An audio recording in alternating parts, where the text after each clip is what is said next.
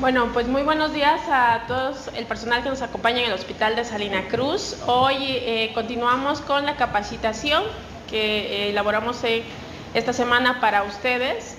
Y bueno, hoy tenemos al doctor Moisés Gómez Gurrión, que es coordinador estatal del programa de adolescencia. Y vamos a ver 3 temas con él, que son alteraciones sexuales congénitas ligadas a cromosomas. Vamos a hablar de violencia y de GAPS. Estamos pues bastante contentos de que ya puedan escucharnos y puedan vernos bien para que la calidad de esta videoconferencia pues sea mucho mejor y se pueda lograr el objetivo de aprendizaje. Les recordamos la dinámica, que es que el doctor va a empezar a hablar de cada uno de estos temas. Al final de cada uno de los temas abriremos el micrófono para que ustedes puedan externar sus preguntas y poder así salir de dudas. Y bueno, de parte del doctor Gabriel Saiz Coronado, coordinador general de telemedicina, les damos la bienvenida al doctor Moisés. Muchas gracias por estar aquí. Y comenzamos con la capacitación del día de hoy. Adelante, doctor. Buenos días a todos, es un gusto estar con ustedes. Gracias nuevamente por la invitación, ya es mi segunda ocasión aquí con ustedes. Y bueno, tengo la fortuna de poder platicarles un ratito acerca de los grupos de adolescentes promotores de la salud. También vamos a platicar acerca de lo que es el nuevo programa de prevención de la violencia y maltrato en contra de niños, niñas y adolescentes. Es un programa que viene a complementar las acciones que ya se realizan en lo que es el tradicional modelo de prevención de violencia de género. Y por último vamos a platicar algo someramente sobre lo que son las alteraciones sexuales y congénitas ligadas a cromosomas, en la cual nos enfocaremos en forma específica a lo que es el síndrome de Turner. Si me apoyan, por favor, podemos comenzar ya con la presentación. Bueno, voy a comenzar platicándoles sobre los grupos de adolescentes promotores de la salud.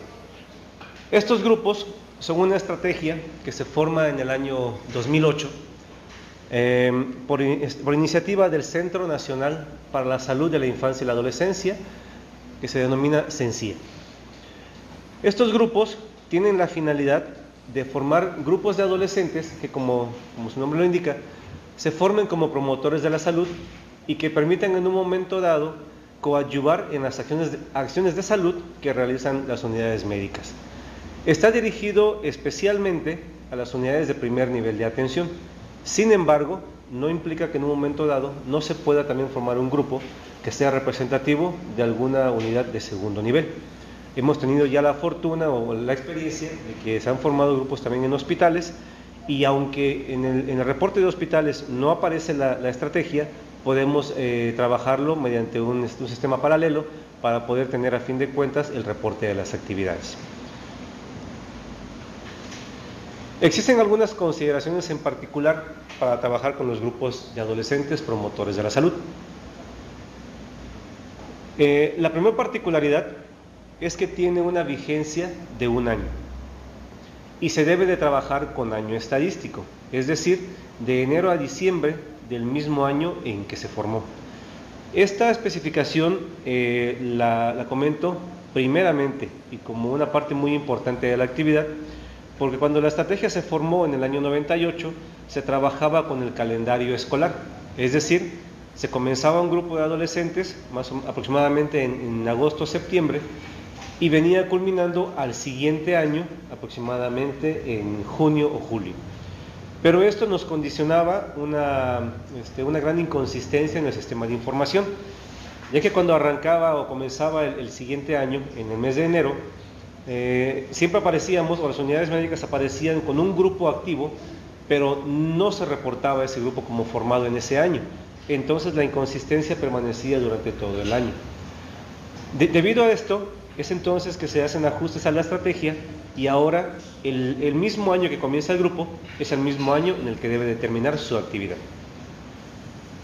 En el sistema de información en salud, los grupos de adolescentes promotores de la salud se identifican en la hoja número 19 con la clave con el apartado 087 y contienen las siguientes variables: GAP01, GAP02, GAP05, GAP06, GAP07, GAP08 y GAP09. Si se dan cuenta, me animo a mencionar todos, porque no hay una continuidad. Está la clave GAP01 y la clave GAP02. Sin embargo, hace falta la clave GAP03, así como también la clave GAP04. Estas claves, por diversas situaciones en la estructura y las modificaciones que se hacen al SIS, pasaron a formar parte básicamente de lo que son los servicios amigables de salud reproductiva, pero con otra nomenclatura. El periodo para reportar los GAPs formados es de enero a marzo del año vigente, con una tolerancia al mes de abril. Posterior a este periodo, las variables GAP01 y GAP08 no deben tener movimiento en el SIS. Y vuelvo a recalcar la importancia de esto en lo siguiente. Los GAPs tendrán que reportarse de enero a marzo del año que esté cursando. Vamos a tomar ya el ejemplo del año 2016, por la siguiente situación. Tenemos un calendario de sesiones que se debe de cumplir en 9 meses.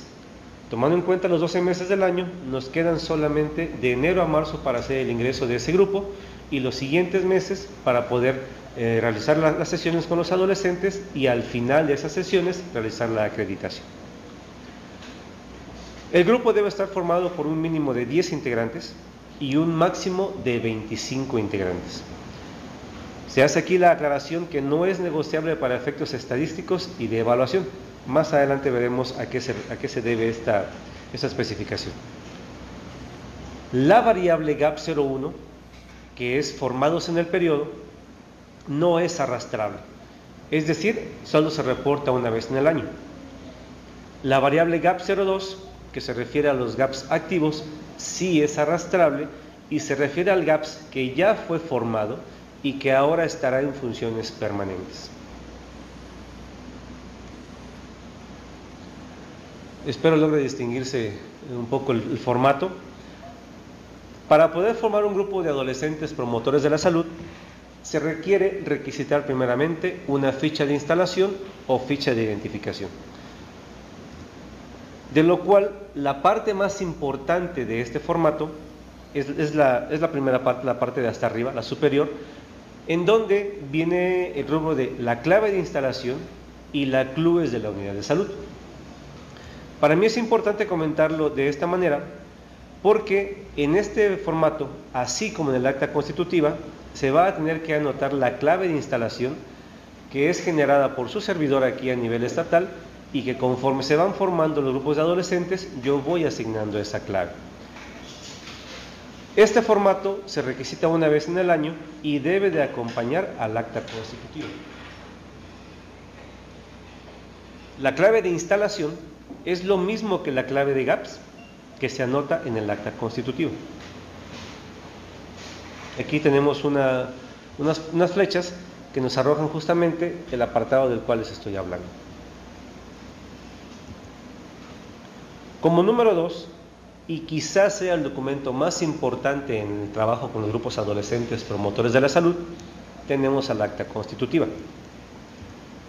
Esta acta constitutiva se reporta o se elabora una vez en el año. Como ya lo comenté, la clave de instalación se asigna por el nivel estatal y es la misma de la ficha de instalación, es decir, el formato anterior. Muy importante para aquellas unidades que estén pensando en formar un grupo adolescente en la posteridad, deben por favor de utilizar el formato de acta constitutiva específica para el año que se está cursando. Porque hemos tenido situaciones en las que utilizan, como no tienen el formato actualizado, utilizan corrector, borran el último numerito del año, lo ponen a pluma y tenemos el infortunio de que el nivel federal nos está regresando esas actas debido a los errores o inconsistencias en ella. En esta acta no se acepta ningún tipo de enmendadura.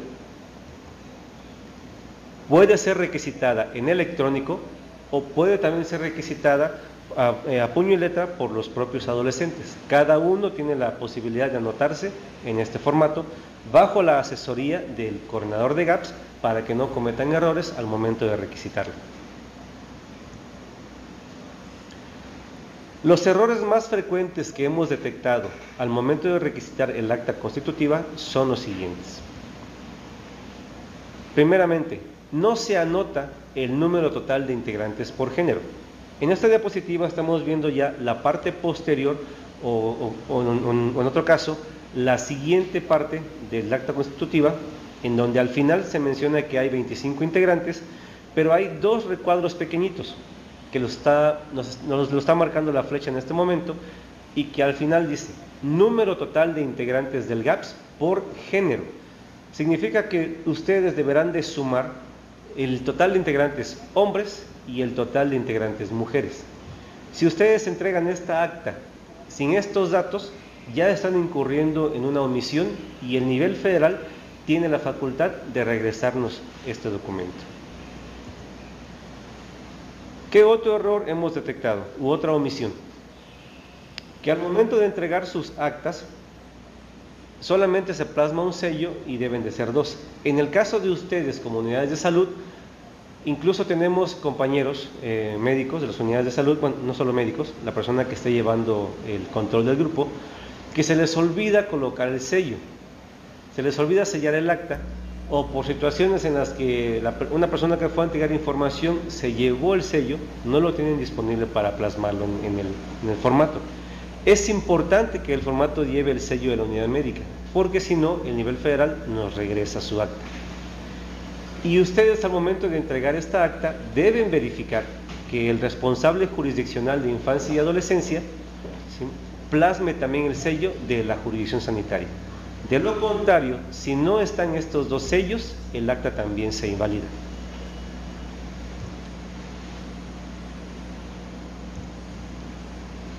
Otro dato importante. Hemos detectado que solamente anotan el nombre o solamente la firma de la persona de la cual se solicitan los datos, y deben de ser ambos datos. Incluso hasta parecer un poquito incongruente estar platicando de esto, pero desafortunadamente, como este es el documento normativo con el cual se nos evalúa y se evalúa a las unidades médicas al respecto, entonces es importante mencionarlo en estos apartados. Si se dan cuenta, las flechas que acaban de plasmarse en la pantalla están señalando los apartados de nombre y firma del responsable de la unidad de salud, así como también nombre y firma del coordinador del GAPS. Por diversos motivos que desconozco o que puedo incluso llegar a intuir, solamente firman o solamente ponen su nombre. Por favor, es importante que anoten ambos datos. Y debo recordarles que este formato no debe presentar enmendaduras y que se reporta una sola vez en el año. Posteriormente, toda unidad médica que maneje un grupo de adolescentes promotores de la salud deberá de manejar un cronograma de sesiones, así como un listado o lista de asistencia. En este cronograma de sesiones se marcan las 18 sesiones que conforman la integración de un grupo adolescente promotor de salud. La flecha nos indica el lugar donde están plasmadas las sesiones y que deben otorgarse en el orden en que ya viene establecido. Esto es para evitar confusiones, evitar incongruencias en el manejo del grupo. En este formato también debe de anotarse la fecha de cada sesión. La flecha nos está marcando el espacio en donde debe de anotarse cada una de las fechas de acuerdo a cuando se dio esa sesión informativa. Además, en este formato, el número de integrantes que aparece en el acta constitutiva es el mismo número de integrantes que debe de aparecer aquí en este formato. Y posteriormente, en cada uno de los recuadros delante del nombre de los adolescentes, los cuadritos más pequeños, será el lugar donde ustedes podrán llevar el control de la lista, el control de asistencia de los adolescentes. Es decir, pueden ustedes colocar, así como se hacía se hace en los colegios, un puntito por asistencia o una X. De igual forma pueden colocar una palomita o también una X. Ya ustedes decidirán cómo quieren llevar el control de esta lista. Posteriormente existe un formato que se denomina concentrado mensual de las actividades de los adolescentes GAPS, es decir, el formato de reporte. No hay mucho que decir de este formato, pero sí es importante lo siguiente. Este formato lo deben de requisitar los adolescentes que integran el grupo adolescente promotor de salud. Y al final lo deben de concentrar los coordinadores del grupo. ¿Por qué la importancia de esto? Porque en las supervisiones que hemos realizado, hemos detectado que este formato lo están manejando solamente los coordinadores, y no debe ser así. Los coordinadores solamente lo concentran. Un ejemplo de esta situación: yo tengo un grupo de 20 adolescentes, de los cuales yo detecto que 5 de ellos son líderes, son los que manejan al grupo, son los que se destacan entre los 20 chicos y chicas, y yo les pido a ellos el apoyo, les pido el favor para que vayan a dar una plática, para que hagan un desfile, para que realicen una kermés, un evento deportivo, alguna actividad que yo necesite, una pinta de barda.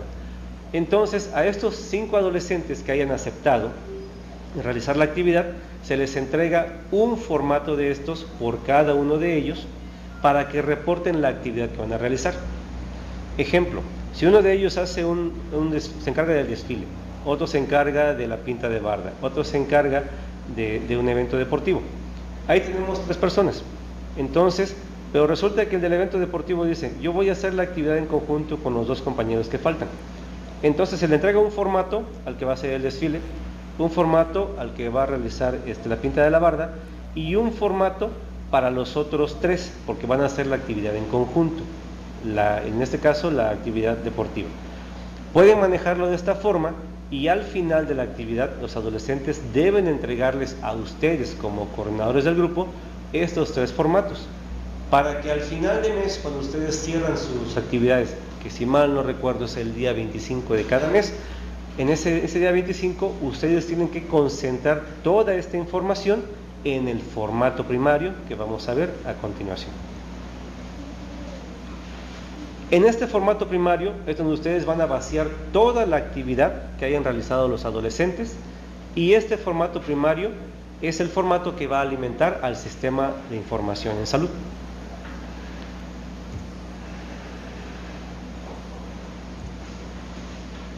El formato primario alimenta directamente al sistema de información en salud.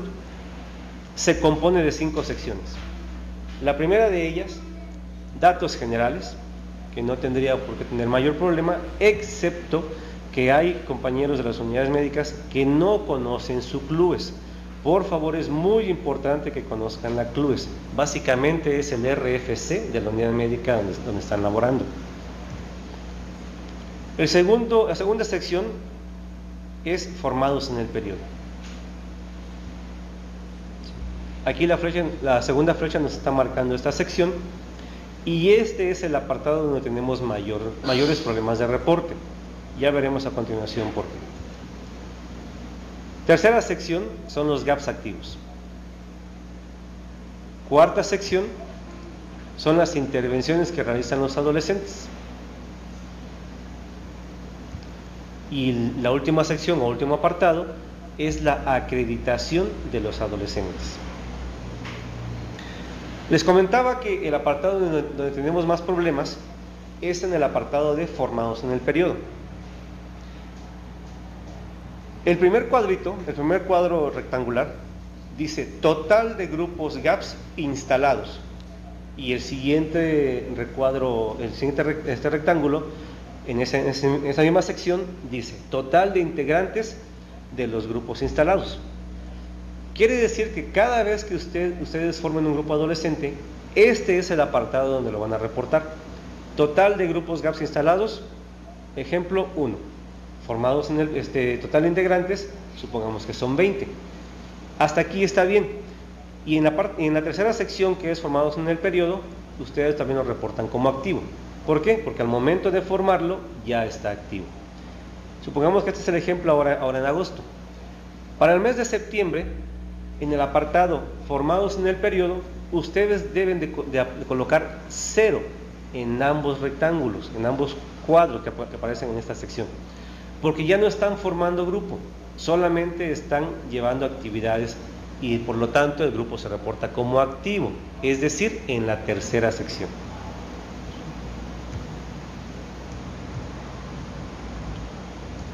Perdón. Bien. En el apartado número 3, que es formados en el periodo, ya les comentaba que en el primer recuadro van a colocar el número 1 del grupo que formaron en el mes anterior o en ese mes que lo formaron. Pero después vienen dos recuadros en conjunto, dos recuadros pegaditos. Uno dice total de integrantes del GAPS haciendo intervenciones y el otro dice total de sesiones educativas llevadas a cabo durante el mes.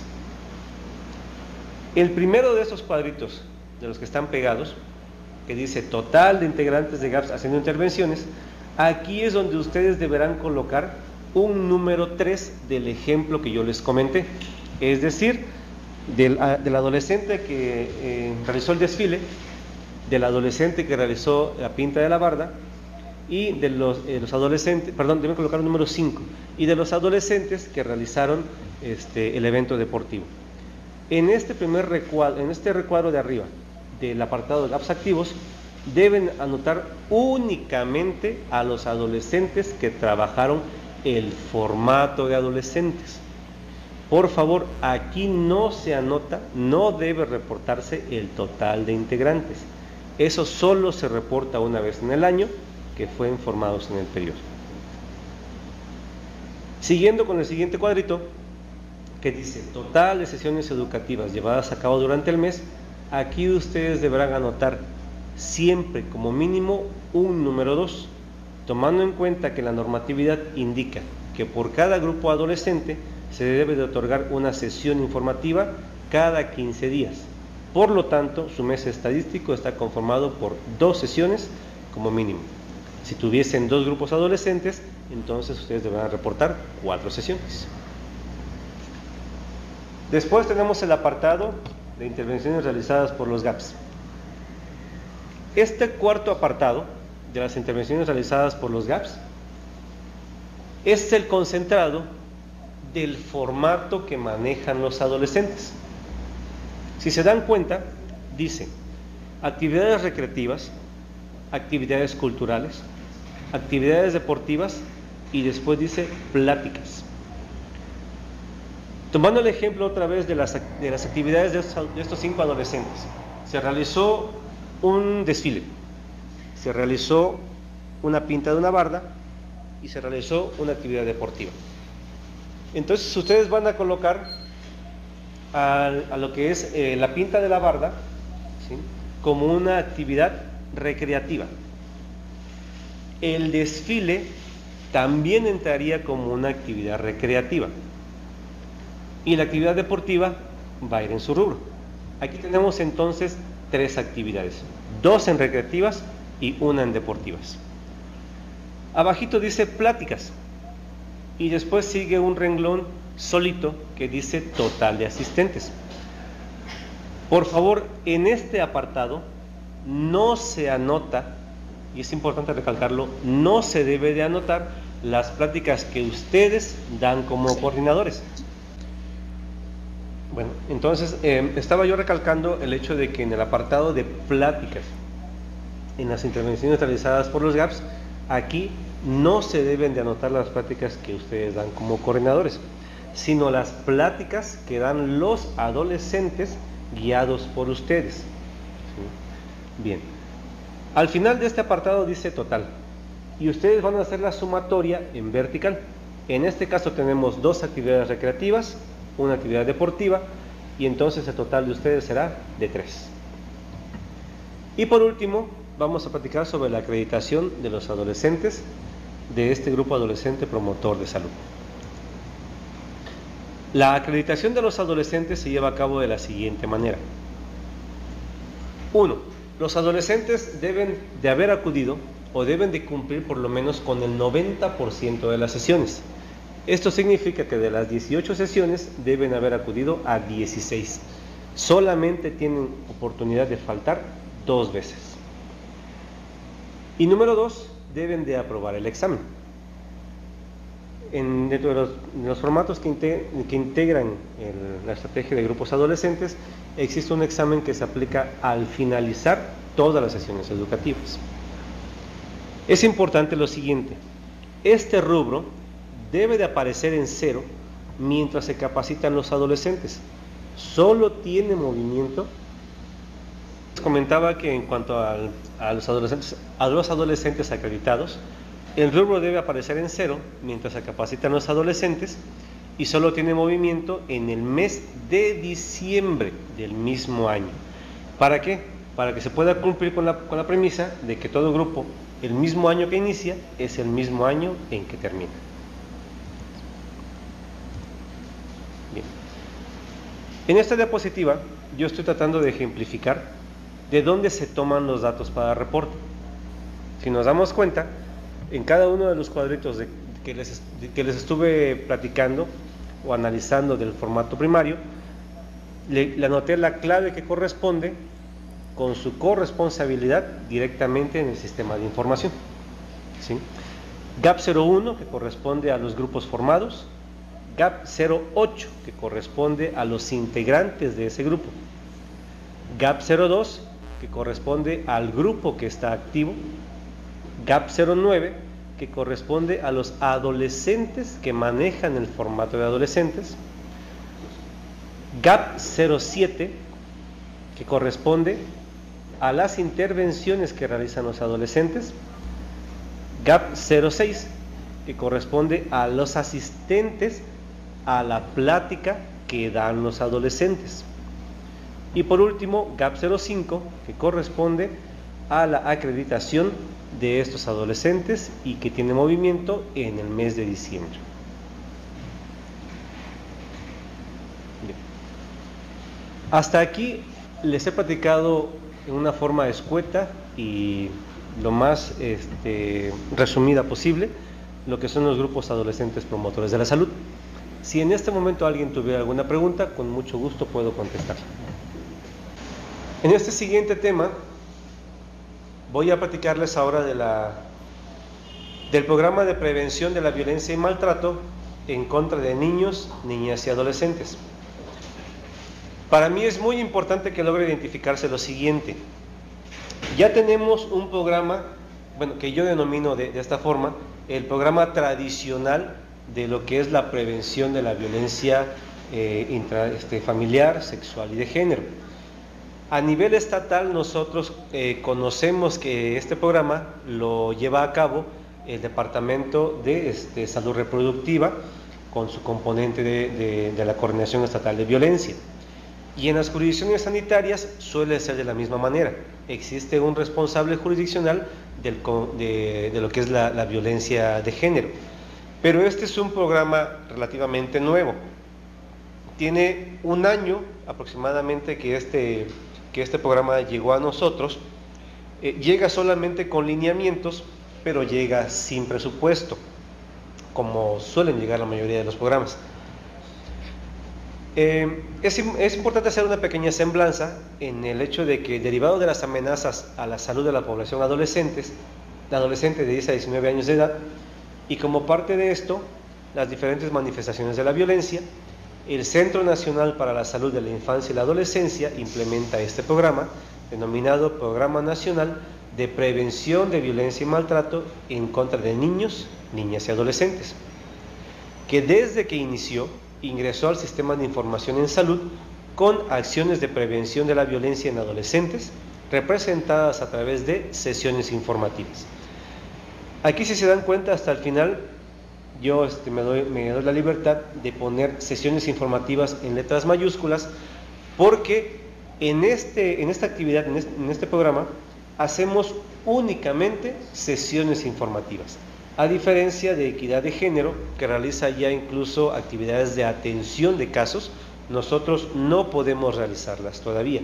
No tenemos el presupuesto asignado y no tenemos la infraestructura, no tenemos el protocolo descrito para realizar estas intervenciones.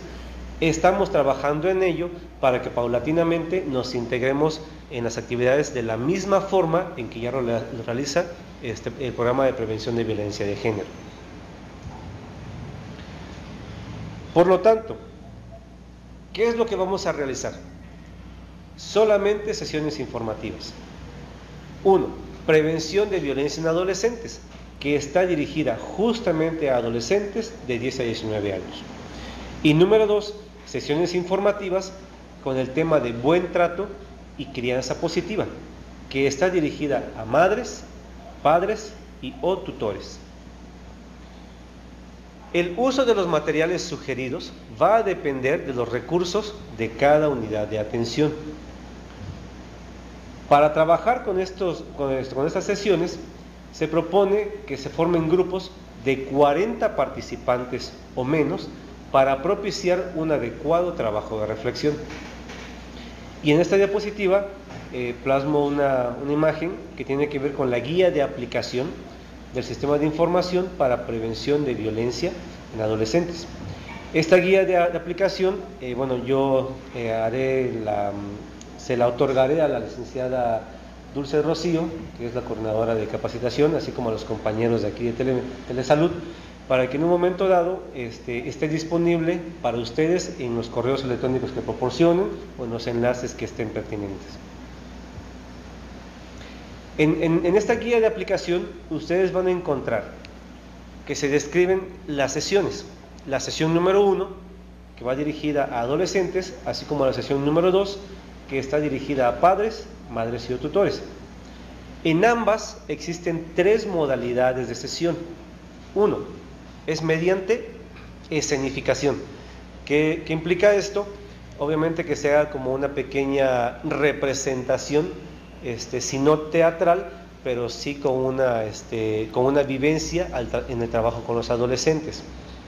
Un ejemplo práctico de ello sería, si yo soy el ponente, yo me voy a llamar Moisés, va a estar una compañera conmigo que se va a denominar Claudia, por ejemplo, y vamos a pedirle a un compañero del centro de salud o un adolescente con el que ya hayamos platicado previamente, que se integre junto con los, valga la redundancia, con los integrantes, con los adolescentes que estén tomando la sesión, y que se involucre con ellos, así como tratando de pasar desapercibido. Yo puedo comenzar la plática escenificando lo siguiente: Claudia, ¿qué te pasa? ¿Por qué me ocultas las cosas? Y Claudia me responde: Moisés, ¿qué te pasa? No sé de qué me estás hablando. Claro que sabes de qué te hablo, Claudia. Me estoy refiriendo al hecho de que te vi coqueteando con este amigo Carlos. Claudia me responde: no, Moisés, lo que pasa es que son tus celos y tú te pasas de listo con estas cosas. Y yo le digo a Claudia: ¿sabes, Claudia? Pues yo decido que en este momento te voy a cancelar tu Facebook y te prohíbo que vuelvas a hablar con Carlos. Y en ese momento interviene el adolescente que esté integrado con los demás y dice: ¿saben qué, compañeros? Yo no vine aquí a que hagan escenas de celos, yo no vine aquí a esto, yo vine a tomar una plática informativa. Y entonces uno toma la palabra y trata de explicarle a los adolescentes que lo que se realizó fue una escenificación de una situación de violencia cotidiana, que la vivimos básicamente todos los días, ¿sí? Y entonces, ya con esta escenificación, con este pequeño preámbulo, uno puede comenzar a desarrollar todo el tema de violencia. La segunda modalidad es mediante una exposición, y para ello existen una presentación específica para adolescentes y una presentación específica en PowerPoint también para padres, madres o tutores. Y por último, se puede también realizar la actividad a través de una dinámica. En este caso, para los adolescentes, se sugiere la dinámica de una telaraña de ideas, en la cual se puede conseguir una madeja de estambre, una madeja de hilo común, un mecate, y en la cual se van entretejiendo las ideas de los adolescentes para que opinen al respecto.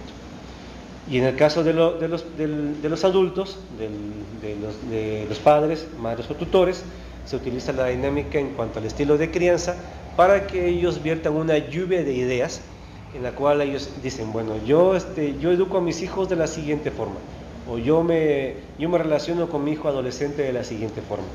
Y dentro de ello se puede comenzar entonces a comentar qué es lo que piensa cada adulto sobre ese estilo de crianza, sobre la forma en que se está educando a esos adolescentes, o más bien la forma en que uno como adulto se relaciona con esos adolescentes.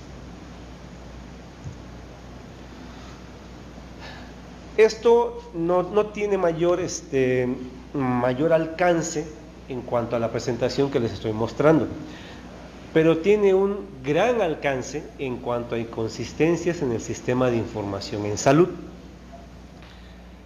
En el sistema para estas actividades, si ustedes dan una plática a adolescentes, una sesión informativa, tienen que manejar forzosamente el formato que les estoy mostrando en la diapositiva, ¿sí? Vienen todos los datos generales y en el recuadro arriba, en el recuadro superior dice: sesiones informativas de prevención de violencia, registro para adolescentes, lista de asistencia.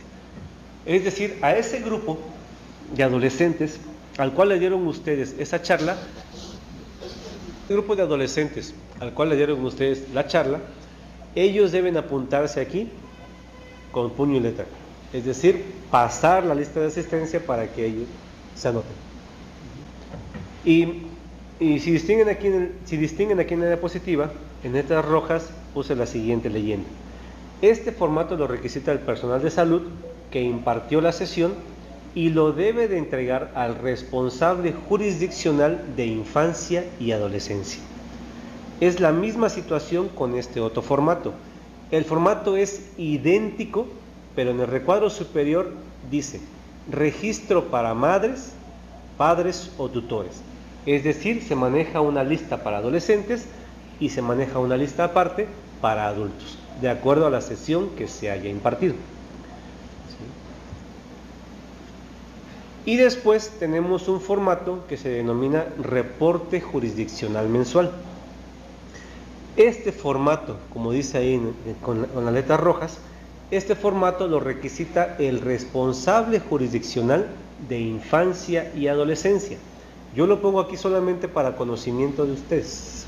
Les comento nuevamente que este formato, el que está en pantalla, lo requisita el responsable jurisdiccional de infancia y adolescencia, y que yo solamente lo coloco aquí para conocimiento de ustedes. Por lo siguiente, este formato que está en pantalla, el responsable jurisdiccional de infancia y adolescencia lo tiene que alimentar a través de las listas de asistencia que ustedes lleven a jurisdicción sanitaria. Tiene que hacer un reporte por mes de cuántas sesiones se dieron para adolescentes, cuántas sesiones se dieron para adultos y cuál es el número de asistentes por cada uno de ellos. En el sistema de información en salud, este programa de prevención de violencia, estas sesiones de violencia, las van a ubicar en la hoja número 20 del SIS, el apartado número 098 que corresponde a sesiones, bajo la denominación prevención de la violencia.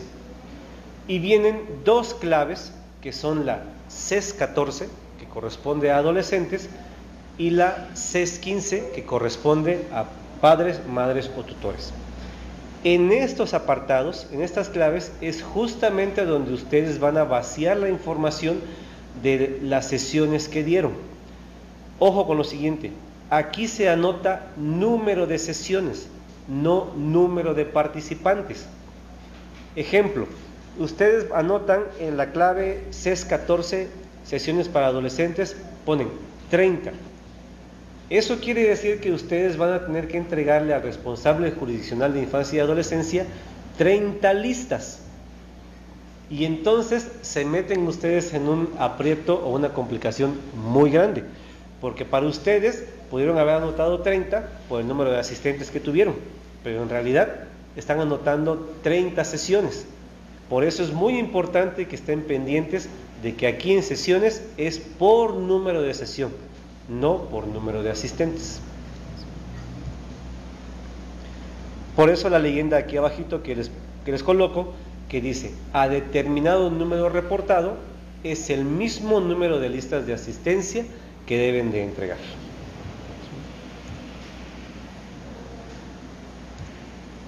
Bien, voy a hacer un repaso rápido de la presentación que se usa para adolescentes. Prevención de violencia en adolescentes. Hay que ser parte de una generación sin violencia. A los adolescentes se les va a decir, ¿qué es la violencia? Es el uso intencional de la fuerza o el poder físico de hecho o como amenaza contra uno mismo, contra otra persona, a un grupo o una comunidad, que cause o tenga muchas probabilidades de causar lesión, muerte, daños psicológicos, trastornos del desarrollo o privaciones.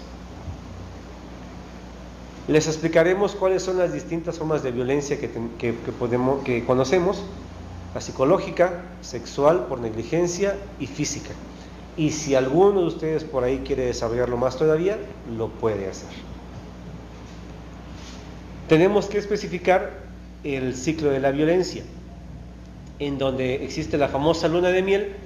Viene una fase de tensión entre las personas o la pareja, y al final viene una fase de explosión. Pero viene después el arrepentimiento dentro de este ciclo, se vuelve la luna de miel y vuelven a generar otra vez el ciclo. Para poder evitar la violencia es necesario romper con este círculo vicioso. Existen ciertos factores que aumentan la posibilidad de ejercer violencia, es decir, aquellas que nos generan mucha tensión. El ejemplo son los cambios drásticos de humor, ¿sí? Hay quien dice que nosotros somos quienes controlamos a las emociones, pero en realidad es al revés. Las emociones nos controlan, porque aunque en un momento dado dicen por ahí que yo decido estar enojado, ¿sí?, pero es el enojo el que en un momento dado nos controla. Otro factor de riesgo: que existan diferencias o discusiones con los amigos, la novia, el novio, tener un mal día en la escuela o el trabajo, o cuando existe bullying, por ejemplo, que los compañeros agreden o excluyen. Otro riesgo que puede existir es cuando está presente una adicción a drogas, al alcohol, al cigarro, y también los modelos educativos en casa, cuando se relacionan de forma violenta, a base de golpes, gritos o humillaciones. Estos factores se van sumando, se acumulan, generan tensión y si no se manejan adecuadamente pueden ser una bomba de tiempo. Por tal motivo, debemos aclarar que existe una alternativa para prevenir esta violencia. ¿Cómo? En la forma como nos relacionamos con la familia. Marca la pauta de las relaciones que establecemos con nuestra pareja y con los amigos. Por esto es que el buen trato es una opción. El buen trato está constituido por 5 puntos fundamentales, ¿sí? El primero de ellos, hay que manejar el respeto, la flexibilidad, brindar apoyo, buscar ayuda profesional si es necesario y mejorar la comunicación. En el caso de la familia, amigos, novios, se deben respetar los derechos de cada persona, expresar en forma clara lo que uno desea, ser flexible en el trato con las personas, apoyar para enfrentar y resolver problemas, aprender a negociar. Los 5 ejes son la comunicación, la negociación, la interacción, la empatía y el reconocimiento. En cuanto al reconocimiento, qué importante es reconocer a una persona. ¿Por qué? Porque todos tenemos derecho a ser reconocidos como seres individuales y se expresa el reconocimiento en el participar en los procesos que se generan a nuestro alrededor. La empatía es poder comprender a la otra persona, es decir, es la afinidad afectiva entre dos personas que se traduce en la capacidad para escuchar, tratando de ponerse en el lugar de esa persona. La interacción es la forma en cómo nos relacionamos con las demás personas, para dar y también para recibir, valorando el apoyo que mutuamente se están brindando. La comunicación efectiva. Cuando una persona se muestra abierta a la comunicación, se siente en libertad sobre cualquier asunto, está de acuerdo con la realidad y envía mensajes directamente. Es clara y constructiva, muestra sus sentimientos, sus afectos, se siente seguro o segura y se apoya en sí mismo. La negociación es una parte muy importante de las relaciones humanas. A partir de un interés compartido, se encuentra la solución a los problemas que afectan a las personas. En el ejemplo que vemos aquí en la diapositiva, la mamá dice que se van de ese lugar en 5 minutos, el chiquillo intenta negociar, menciona que en 10 y la madre menciona que en 7. A fin de cuentas es una negociación rápida, pero el efecto debe ser el mismo, el resultado debe ser el mismo. A fin de cuentas tienen que irse.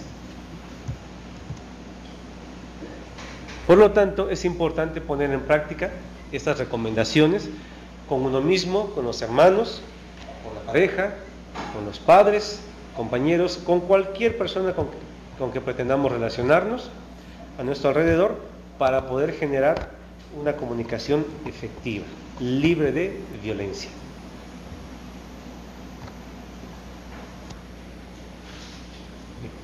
Hasta aquí con este tema, que es del programa de prevención de violencia y maltrato en contra de niños, niñas y adolescentes. Las diapositivas con imágenes que les presenté son justamente la presentación que se utiliza para el trabajo con los adolescentes. Y en un inicio les platiqué sobre los formatos y el proceso de registro que se debe llevar en forma adecuada para evitar las inconsistencias en el sistema de información en salud. Al momento, si tienen alguna pregunta o duda, con mucho gusto la puedo contestar. Bueno, por último les voy a platicar acerca de la Estrategia Nacional de Detección Temprana de las Alteraciones Sexuales Congénitas ligadas a cromosomas. ¿Cómo surgió esta estrategia? Surgió como suelen surgir la mayor parte de los programas, por una voluntad política. La imagen de la chica o la persona que está aquí en pantalla es hija o es familiar de una persona que trabaja en el Senado de la República. Derivado de ello, paulatinamente se comenzó a meter el tema dentro del Senado de la República, hasta que en algún momento dado fue aprobada y se le otorgó un recurso para actividades de capacitación y promoción de la salud. Hace tiempo, hace años, esta estrategia se había echado a andar por diversos motivos, justamente de presupuesto. Se dejó de trabajar, ya que a nivel nacional así lo sugirió, y en aquel entonces se hizo un análisis histórico de los casos que existían aquí en Oaxaca, y en ellos encontramos, por ejemplo, síndrome de Turner, genitales ambiguos, hiperplasia suprarrenal, así como síndrome de Klinefelter. Hablamos del Hospital Aurelio Valdivieso. ¿Sí? Como antecedentes, también debo comentarles que las alteraciones sexuales se presentan en 7 de cada 1000 recién nacidos vivos. En realidad, no es poco frecuente, sí se presentan con mucha frecuencia, pero no estamos acostumbrados a distinguir las alteraciones de este tipo. Las alteraciones sexuales se deben a un exceso o a una deficiencia en la dosis génica que está contenida en los cromosomas. El objetivo que buscamos es estandarizar las acciones en materia de salud de los pacientes que tengan alguna alteración sexual congénita, fortaleciendo la detección temprana y el tratamiento oportuno de los casos nuevos a nivel nacional, a través de la referencia a las unidades de segundo y tercer nivel de atención. Aquí, bueno, voy a hacer unos pequeños chascarrillos en cuanto al por qué nos diferenciamos como hombres o como mujeres, ¿sí? Bueno, ya verán ustedes ahí que aparentemente uno de los apartados más grandes en las mujeres tiene que ver con la ropa. Yo como hombre casado estoy convencido que así es. Y dicen que en los hombres pensamos demasiado tiempo en sexo. Eso lo pongo todavía en duda. Ok. Y bueno, entendemos ahí entonces que hay muchas cosas que nos diferencian, ¿no? En forma chusca, aquí en cuanto al hombre, la representación del hombre, habla sobre que pasamos mucho tiempo en sexo. Tenemos una zona que analiza la zona pública femenina, tenemos puntería para hacer pipí, tenemos adicción al control remoto, tenemos una glándula que nos confiere muchas excusas, una glándula que nos confiere hacia los deportes y así muchas cosas de este tipo, ¿no? Pero hay una que es muy pequeñita, que está justamente al ladito del ojo del varón, que dice glándula para escuchar a los niños cuando lloran de noche. Esa la tenemos muy poco desarrollada, ¿no? En el caso de las mujeres, pues ya decía que piensan mucho en ropa. Hay un apartado que genera dolores de cabeza, no sé por qué. Hay un apartado que se denomina bla bla bla bla bla bla, por lo mucho que hablan, ¿sí? Hay una glándula que se denomina, ya te lo dije, olfato para todo lo que brilla. Un apartado muy grande para aniversarios y cumpleaños, que en los hombres ni siquiera aparece. Todo esto, bueno, en una forma chusca les decía, tiene que ver del por qué nos diferenciamos, ¿sí? Y entonces, al diferenciarnos, tenemos que hablar de lo siguiente. Tenemos que hablar de sexo cromosómico, sexo gonadal, sexo genital interno, sexo genital externo, género de crianza y género social. En cuanto al sexo cromosómico, son justamente los cromosomas los que nos diferencian. Desafortunadamente, a mí me cayó un sopetón con alguna vez la genetista que nos dio este tema en la Ciudad de México, nos decía que los hombres estamos destinados a desaparecer de la faz de la Tierra. ¿A qué se debe esto? A que si nos damos cuenta, las mujeres tienen 2 cromosomas X, hablamos de XX, y nosotros como hombres tenemos un cromosoma X. Tan solo desde la situación cromosómica, las mujeres nos llevan ventaja. 3 cromosomas X y nosotros aportamos el cromosoma Y, que es lo que en un momento dado permite la diferenciación a que nazca un varón, un hombre, ¿sí? Pero entonces, tomando en cuenta que la mayor parte de las veces se diferencia hacia XX debido a que hay 3 y solamente un Y, cada vez son más mujeres que hombres como población. Posteriormente tenemos que hablar del sexo gonadal, es decir, justamente la gónada. En los hombres la diferenciación hacia un testículo y en las mujeres la diferenciación hacia un ovario. El sexo genital interno tiene que ver con los aparatos reproductores internos. Útero, vagina, útero, trompas de falopio, ovarios, toda esta estructura en las mujeres, y en los varones hablamos de pene, uretra, próstata, testículos, conductos deferentes, epidídimo. Todo esto es el sexo genital interno.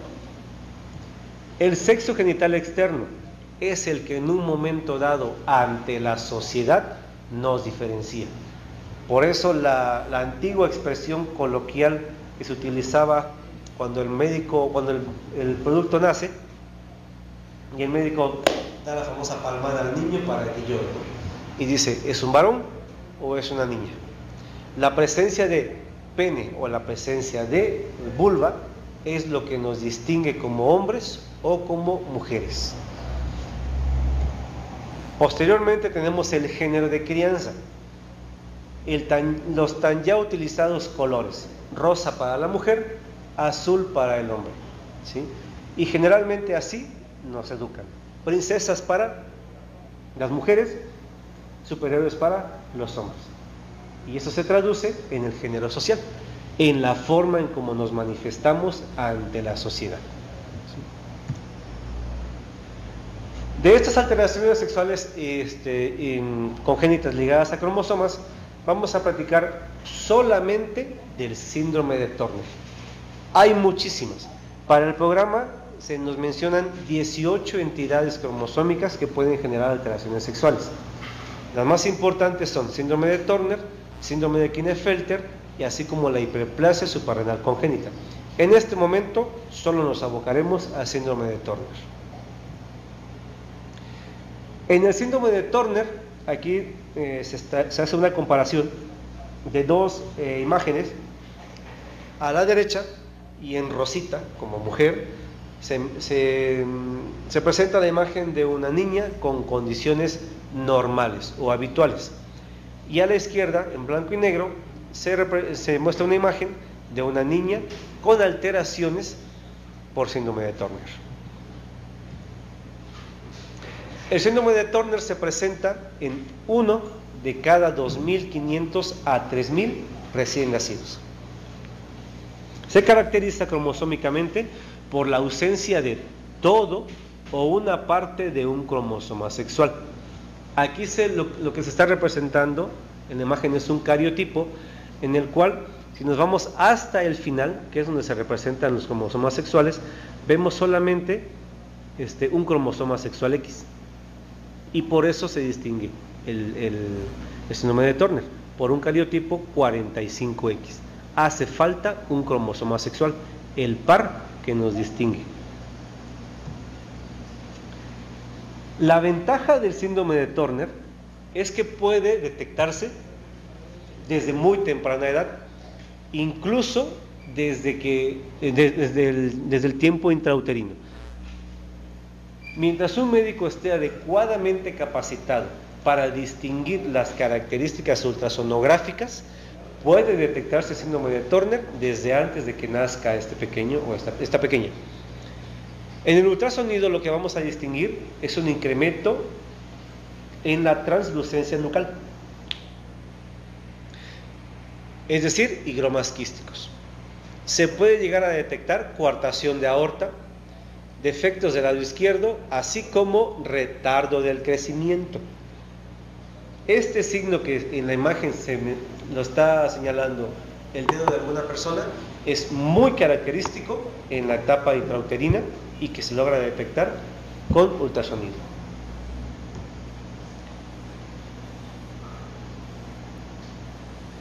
Si no se pudo detectar en la etapa intrauterina, el síndrome de Turner puede llegar a detectarse en la etapa de recién nacido. Esa translucencia nucal que se veía en el ultrasonido, al momento del nacimiento se va a detectar como un pliegue nucal exagerado. En este caso es la imagen de la izquierda, abajo. Se puede ver como el pliegue nucal de esta pequeña en la fotografía es exagerado, ¿sí? Y por lo tanto se representa como un higroma quístico. Las manos suelen presentar un edema, ¿sí? Pero habitualmente los niños presentan edema. Hay que esperar unos cuantos días para evaluar si este edema desaparece o persiste. En el caso de los pies, si lo estamos viendo aquí, puede llegar a confundirse con un pie equino. Sin embargo, existe también un gran edema en estos pies, y en la piernita izquierda de esta pequeña se distingue un linfedema, lo que podemos llegar a conocer como se me fue el nombre, como la famosa pierna de elefante. ¿Sí?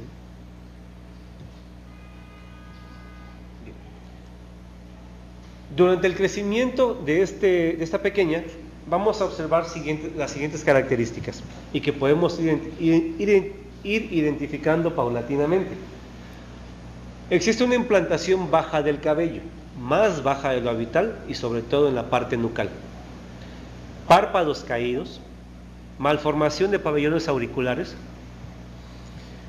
cuello corto, un tronco muy ancho, existe teletelia.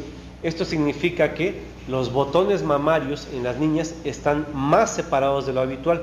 En lugar de estar en una línea media que le corresponde a cada pezón, estos botones mamarios se alejan más hacia el área axilar. Puede existir cardiopatía, un cúbito valgo, es decir, las rodillas chocan entre sí, se van hacia adentro. Puede existir braquidactilia del cuarto metacarpo y se hace un énfasis en letras negritas a la talla baja. La característica de una persona con síndrome de Turner es su gran retraso del crecimiento y por lo tanto una gran talla baja, valga la sincronía de las palabras, ¿sí? Porque la talla baja, en un promedio aquí en México, un síndrome de Turner sin tratamiento puede alcanzar a lo mucho 1,28 m. Pueden existir múltiples lunares y retraso en la edad ósea. Mientras esta chiquilla, esta mujercita sigue creciendo, existe por lo tanto retraso en el desarrollo puberal, existe amenorrea y existe hipogonadismo. Estas personas, es decir, las personas con síndrome de Turner, son estériles, no pueden concebir.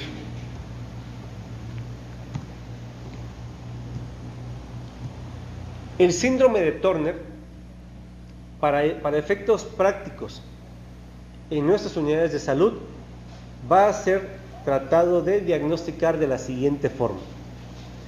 Todo paciente que lleguen a ustedes a detectar con ambigüedad de genitales, es decir, tiene presencia de pene y tiene presencia o vestigios de una vagina o una vulva al mismo tiempo, en ese momento ustedes tienen la facultad de hacer una referencia a segundo o tercer nivel.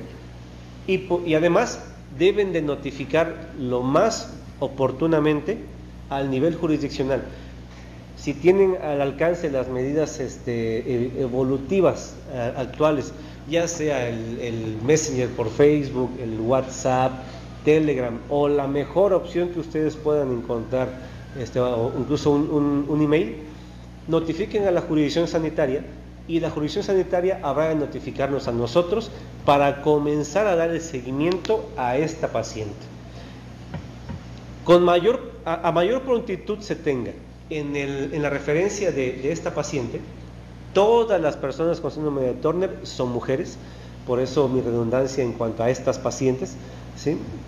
En cuanto a mayor prontitud tengamos en la referencia, la posibilidad de instaurar un tratamiento oportuno pronto beneficiará a esta pequeña en alcanzar la mayor estatura posible y en retrasar las complicaciones derivadas del síndrome de Turner. Como les decía, hay muchas más entidades que podemos revisar, pero para efectos prácticos de esta presentación, para no extendernos demasiado, porque son 18 entidades, ¿sí? Solamente hablamos de síndrome de Turner, de las características que nos permiten identificarlo oportunamente a través de ultrasonido, ¿sí? Y las características físicas que nos pueden hacer sospechar de la presencia de un síndrome de Turner. Hasta aquí la presentación con síndrome de Turner. Por favor, si tienen alguna pregunta o comentario, estoy para servirles. También agradecemos mucho al doctor Moisés por su participación. Y el día de mañana continuamos con esta semana de capacitaciones con el tema de vigilancia nutricional y orientación alimentaria. Las ponentes serán la técnica Dolores de Asís Mata Robles y la licenciada Norma Alicia Gaona. Igual a las 10 de la mañana, los esperamos con un poquito antes de anticipación, una media hora, para poder hacer las pruebas de conexión correspondientes. Y bueno, eso es todo por el día de hoy. Muchas gracias por la conexión y saludos desde Oaxaca a Salina Cruz. Que tengan buen día.